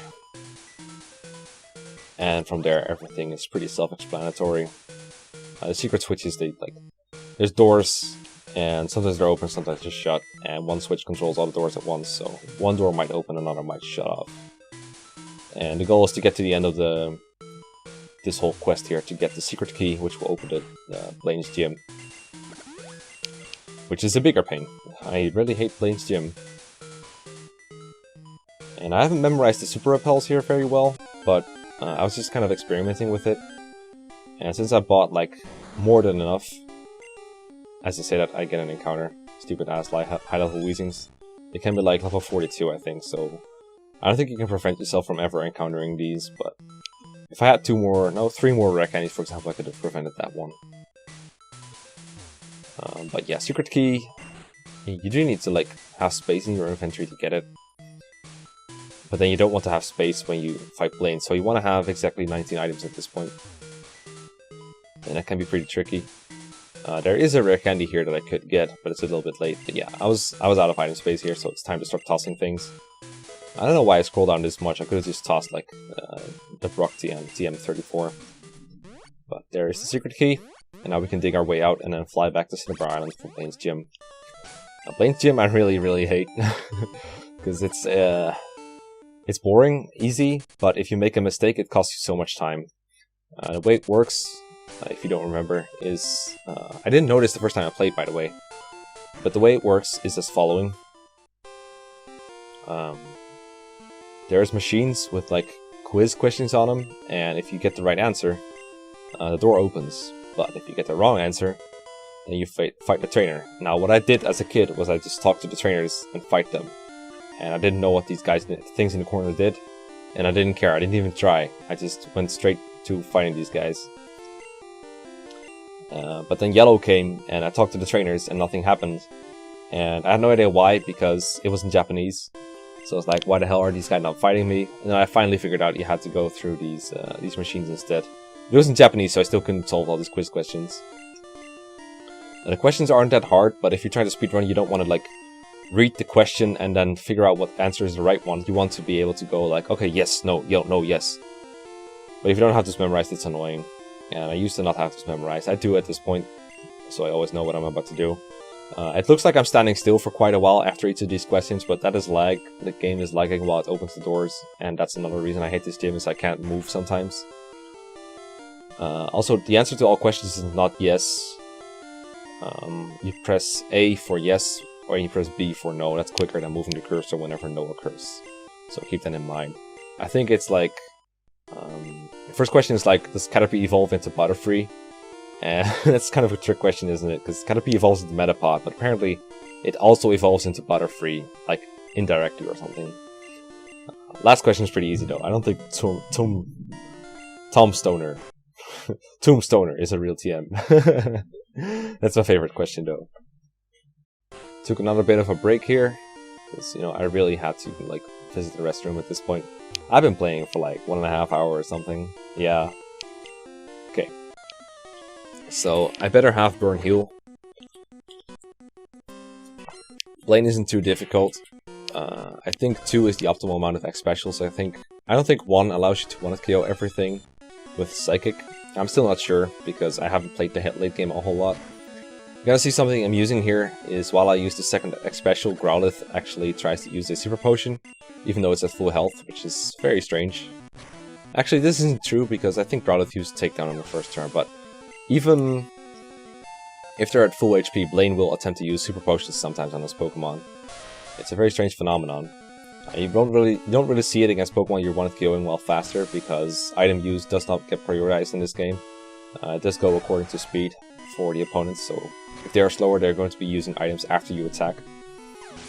But I do believe top +2 Psychic is enough to 1-hit KO everything. Unfortunately, I do get a critical hit against Arcanine, I believe. Yeah. But if you look at how much damage that did, that critical hit, you will know that a +2 would definitely kill, because a critical hit Psychic does like 1.4, 1.5 times the amount that the +0 Psychic would do. And I have +2, so I would do like a lot more, basically. And finally, we have our inventory all filled up, so that Blaine doesn't talk about what Fire Blast exactly does. And instead he's just like, make room for my gift, which is only 1 line instead of like 3 or 4. Now, another gym we can dig out of, and it's time for the last gym actually, it's time for Giovanni. Another pretty easy gym overall. It's kind of a funky gym really, it's got like a really weird interior. With like Giovanni's Wild Ride tiles. If you've watched Twitch play Pokemon in the past, you know what that is. There's a couple trainers you gotta fight. There's one guy with a Rhyhorn that's unavoidable. And there's the Karate King. The guy on the upper part. I guess I'll start talking about him because his battle isn't very interesting. So Karate King is positioned in a way where if you walk towards him, then he will walk into a position where you cannot get past him, and you have to find another route to go by him and go on a bunch of spinners. And we skipped the Rocket Hideout, so you don't really... If you've never played Pokemon before, which I doubt, but if you've never played it before, the spinners are those things where if you stand on them, you are continue in the direction they're pointing while twisting around and going very slowly. So you don't want to... You want to avoid using those arrow spinners all the time. But if you want to get past this guy, you obviously have to. But if you exit the gym and come back here, then the Karate King will be positioned back to where he originally was, so you can just walk right by him. So you do have to walk back and forth, but that's still a lot quicker than using all these spinners. So after spamming Confusion 3 times to kill this guy's Psychic Weak Pokemon, we can just go in and out, and that way we are ready to face Giovanni. Now Giovanni's Pokemon, they're like, obviously all like ground types. He doesn't even have that Kangaskhan anymore, or that Persian. Actually, it doesn't have a person in this version. What am I saying? But basically Mewtwo has a super effective move against all of them, so he's not very difficult. I considered if it was worth like somehow maybe using an X special at some point, so I don't have to use super effective moves and instead use neutral damage, but I don't know how many text messages it would take to save one turn of using X item, but at some point I just decided it's just better for my sanity to instead just attack him with super effective and be done with it. I think that's probably faster anyway. So yeah, 1.5 hours in and we're at Giovanni. You can see that the time saving so far has been pretty consistent. We're almost at like 7 minutes saved from the previous run. I think that one like slightly fell apart all the way at the end, so there is potential for more time saving for sure. This is what splits are really useful, is trying to find out where your time saves are possible. I used the wrong move on Rhyhorn here. Thank God I didn't use Fury Attack for like 5 times. That would have been really annoying. Instead I just used Horn Drill. But it fails because he's slower. One-hit KO moves like that, they can only work in this game if you're faster. If you are faster, they have a chance of hitting you 30%, but if you're slower, their accuracy might as well be 0%. They're never gonna hit you. So at this point, it's just a matter of waiting for the Elite Four.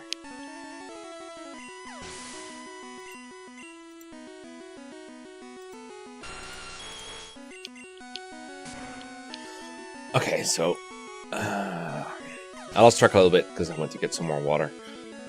But yeah, basically it's time to get ready for Elite Four. The last segment I think is one of the hardest, or well, not one of the hardest, but it's nerve-wracking because you just waste like 1.5 hours of your life, and now if you choke at the end, you can get rid of all these time-saving maneuvers that you pull off all the way just by using the wrong move against the Elite Four or something, or against a Rhyhorn like me. That could all waste a bunch of your time. I had a previous run destroyed by the rival battle coming up. Giovanni can't give me Fisher because, you know, I still have 20 items in my inventory. This is the last time that matters, by the way. Well, not the last time it matters, actually. There's one more time where it matters how many items I have.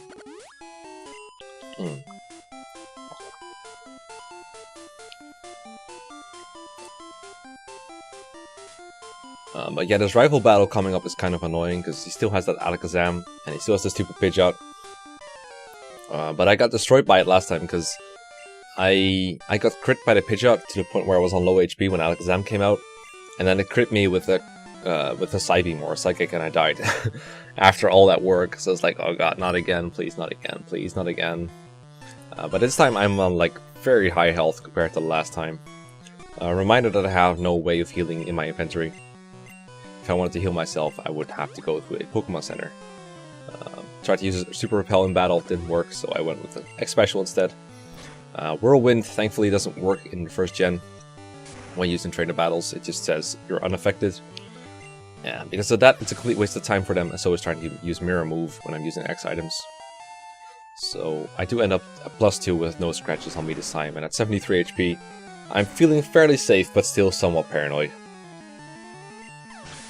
I'm still trying to use like super effective moves just in case, because you see that at this point Mewtwo is very unleveled compared to high level opponents like Rival and Gym Leaders, so I don't feel safe just using Psychic against something like Rhyhorn, even though in retrospect there's no way Psychic doesn't want to kill Rhyhorn. And I don't have to save PP either because this is actually the last battle I'm doing before I'm getting my final full heal in. This is one full heal I forgot. But I do heal at the Elite Four, at the Indigo Plateau Pokemon Center. I don't think it's necessary actually. I think I could plan to run the way that I don't have to. By picking up maybe some more X items or more PP items. Alakazam did crit me with Psybeam, which is pretty scary. But it didn't kill, not by a long shot. But yeah, I think the run could be planned in a way where maybe with a bit more healing items, because I think I got a bit unlucky when I got poisoned. But you shouldn't need to heal HP that much with Mewtwo, because it kills so many things without getting retaliated ever. It doesn't even need to use X items all that much, besides in a couple of crucial battles. But yeah, it's time to get our badges checked by all these Indigo Plateau dudes. I think I prefer the advanced way, the 3rd gen way, where it's just one guy checking for 8 badges instead of this very inefficient method of paying off 8 guards to stand there forever and check 1 badge at a time. That doesn't sound like a very efficient way to do it, but I don't know. I'm not the most efficient person in the world, so what the hell do I know? It is a pretty cool victory lap, not gonna lie. It is pretty cool in a way, but I actually played a hack of Pokemon Crystal, recommended to me by a friend called Doomsday, and he's like, yeah, check out this hack, it's pretty cool. It's like Crystal with like a bunch of quality of life things.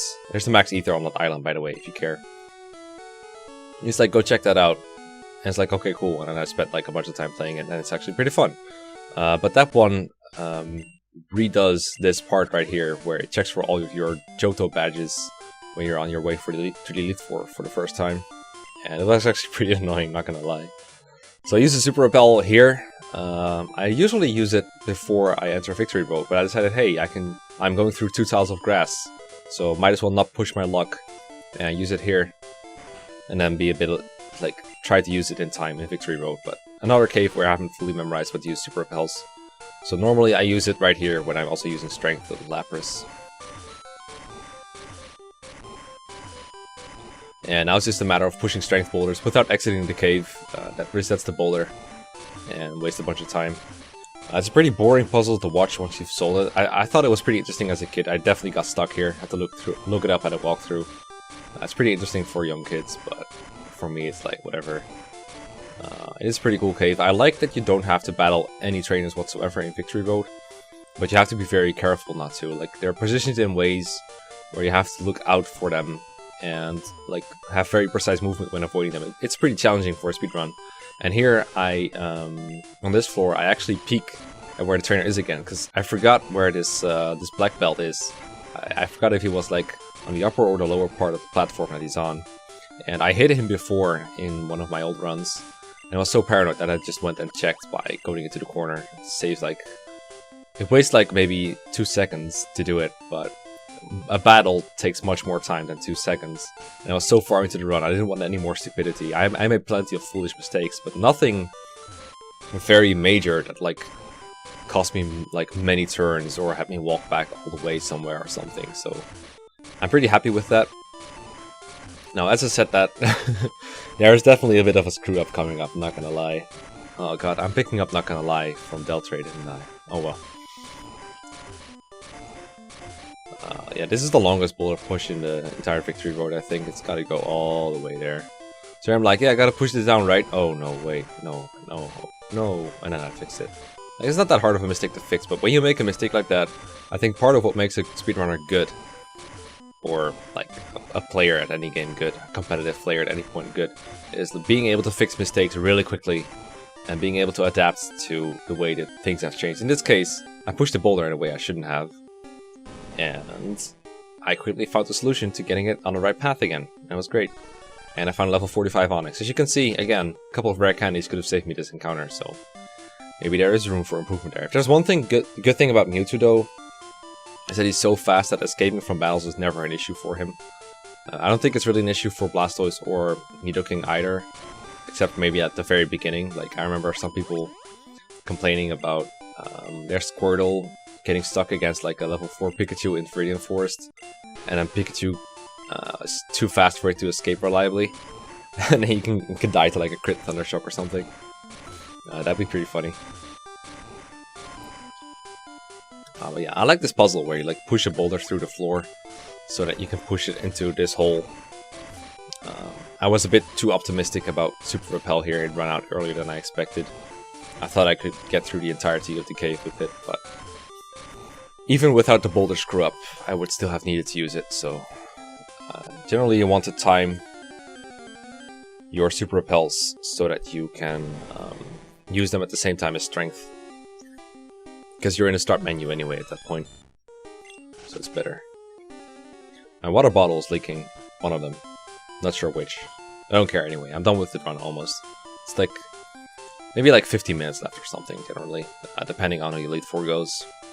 This route through these like statues is always kind of funny. I was like, if you can solve the Victory Road, this is a very easy puzzle, so what are you making me do this? Like, what are you making me do this for? So now it's time to say goodbye to our HM friends, Pidgey, Lapras, and Sandshrew. They were all very helpful, but they are not needed at the Elite Four, because I'm doing this Pokemon Center right here. Every extra Pokemon I have in my party wastes time, and then the Hall of Fame at the end also wastes a bit of time. So you want to be able to have as little time wasted as possible, basically. I don't know why I went so elaborate on that. Basically, overall it saves a little bit of time depositing them into the PC. The PC itself also takes time. Also, I had to sell something to make room for full restore, because to avoid getting the TM from Giovanni, I kept 20 items in my inventory.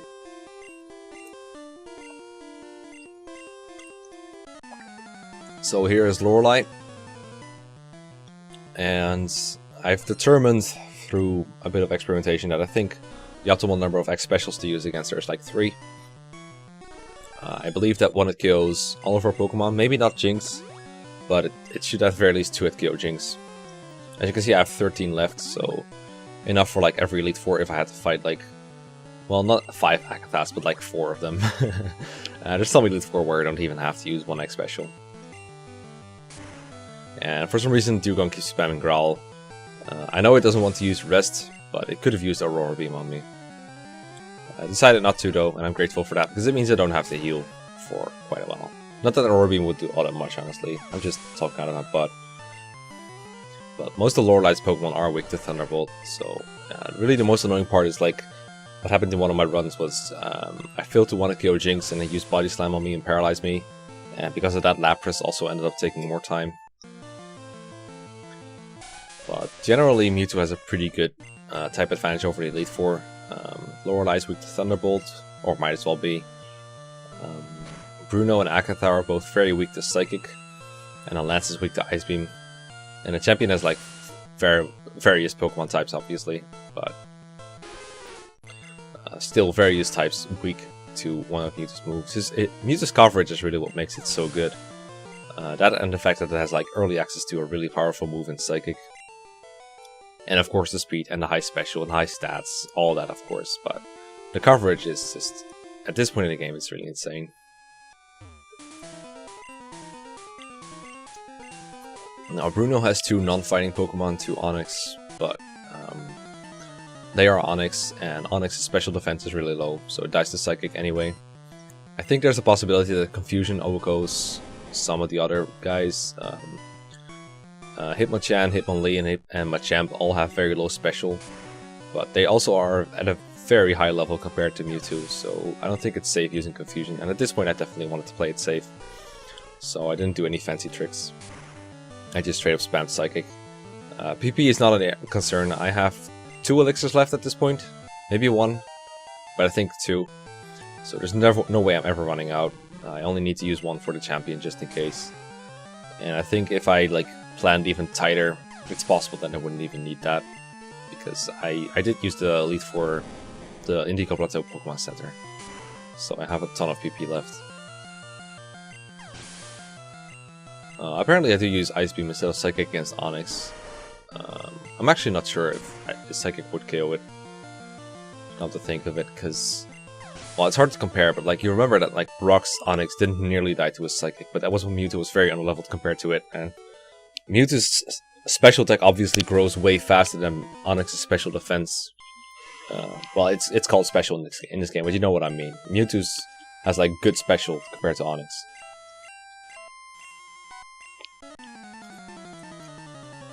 Now against Agatha, I think you actually do need an X special to guarantee a 1 KO on her Gengars. I wasn't aware at the time. I blanked on whether it was necessary. I thought I did need one, but I decided I'll just go for straight Psychic. If I get a crit, I save a turn here.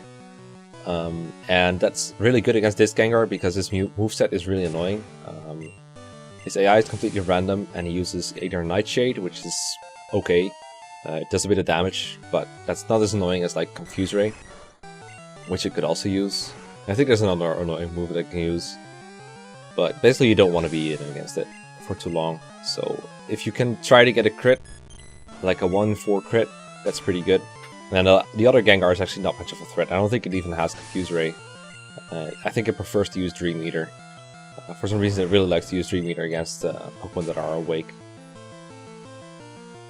So if I can get a crit against that, that's great. But the next special, on average, it's gonna save me like maybe a turn. But if I get a crit against either Gengar, I make that turn up, and I have a chance at getting a 1-KO on the Gengar that's really annoying, and potentially takes up more turns by confusing me. So I think this is the right way to go.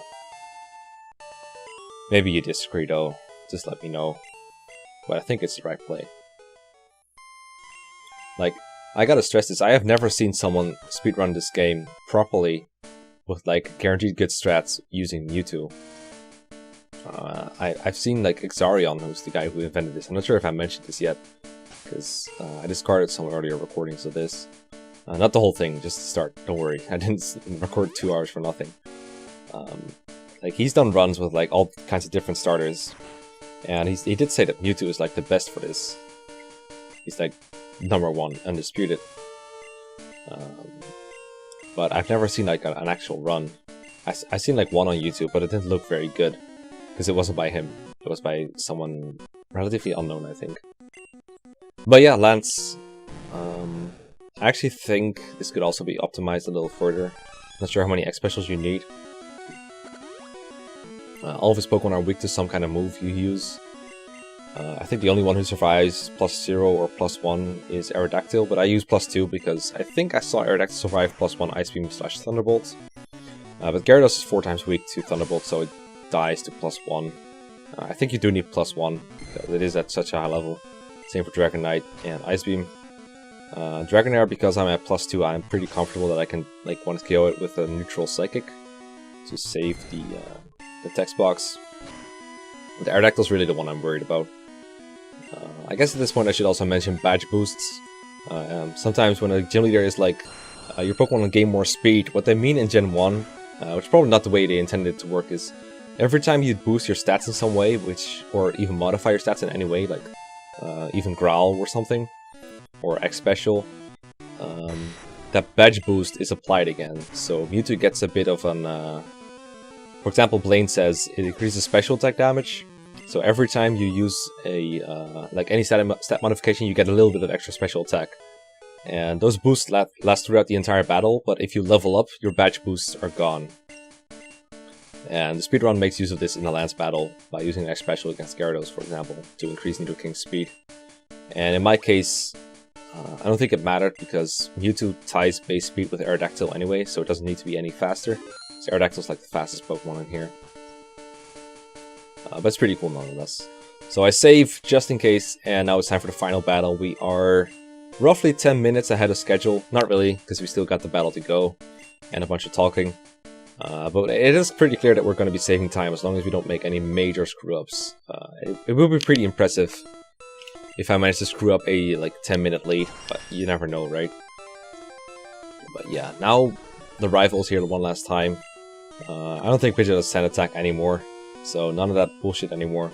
Just straight up special attack, boosting, and then coming right through. Gotta get a big boost for Alakazam, who has Recover and Good AI this time. Pidgeot is pretty kind. It doesn't use Sky Attack or Wing Attack, so it just uses silly things that don't do anything.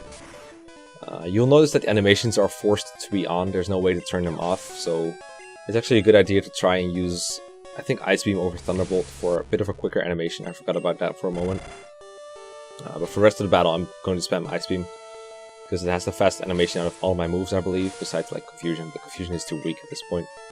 Alakazam thankfully uses Reflect instead of Recover, which means I can KO it quicker. I think if he used Recover, I still would have killed him with a normal Ice Beam, but a crit wouldn't have killed. Psychic has a ridiculously long animation, so I don't really want to use it against anything. But Arcanine isn't weak to any of my moves, and I don't think it dies to +2 Thunderbolt, so I do have to Psychic it.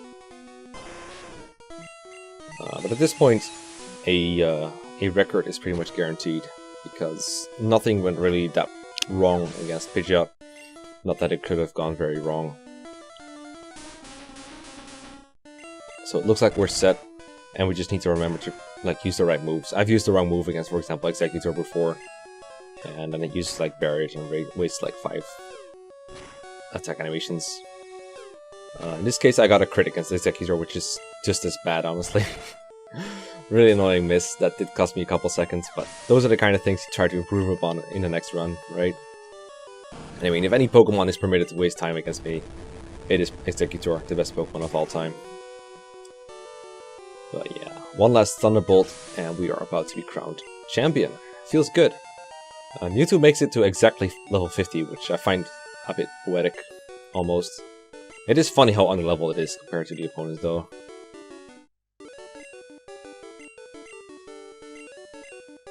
So we get this classic conversation about why we all care for our Pokemon and the rival doesn't, and we're the best. I mean, people complain about Fire Emblem being player pandering and sucking up to the self-insert, but Pokemon has honestly been doing this since like Gen 1. And I think that makes people, that's what makes people like get such a high opinion of themselves as Pokemon trainers when they go online, even though, you know, you're not really all that great if you, just because you managed to beat this game. It's pretty easy. Speedrunning is hard though. Speedrunning is hard. But yeah, we are Hall of Famers. We're bleeding a bit of time because of the barrage thing, but no biggie. Our time is still pretty good overall. So I am happy with this run. So I actually forget when I didn't split when I was supposed to. You're supposed to split when you see your Pokedex entry, and that comes up like right now. So it should be like a 150, 38 or something, 37. But I split a bit late, whatever. You guys know what I did. It's fine. Look for Pokemon in grassy areas, guys. But yeah, we got a time of around 150, so pretty happy. This isn't even like world record. I think a very good real run is actually 149, so that shows just how suboptimal I am sometimes. That people are able to like beat this kind of a run with just Nidoking and Squirtle and stuff like that. For an amateur, I think I did okay. So if you have any ideas for improvements on this route, just let me know in the comments. I'm interested in your theorizing. For the rest of you, thank you so much for watching. Thanks for everyone who subscribed to me. 10,000 is such an insane number, I can't really comprehend it. Someone sent me a very nice congratulatory message being like, 20k is not that far away. And I was like, there's no way, but maybe at some point, because like, we've come to a point where my channel grows organically. It's almost like self-sustaining in a way. But I'm never gonna let it be self-sustaining. I'm gonna keep uploading until I die. Well, I say that, but my point is, I love all you guys, and I'm very happy to have such a large, diverse, and nice audience. So thank you all very much for sticking with me, and look forward to more uploads soonish. As soon as they're done, basically. That's when I put things out. I have many different projects in the works. I thought I would be able to talk about those kind of things more often, but I don't have a whole lot to say about my project until they're finished anyway. I just kind of wanted to get it out there that, like, I didn't die. I didn't die making my 10k special, though, guys. Don't worry. I'm still here. So thanks for watching, and I will see you guys next time. Bye.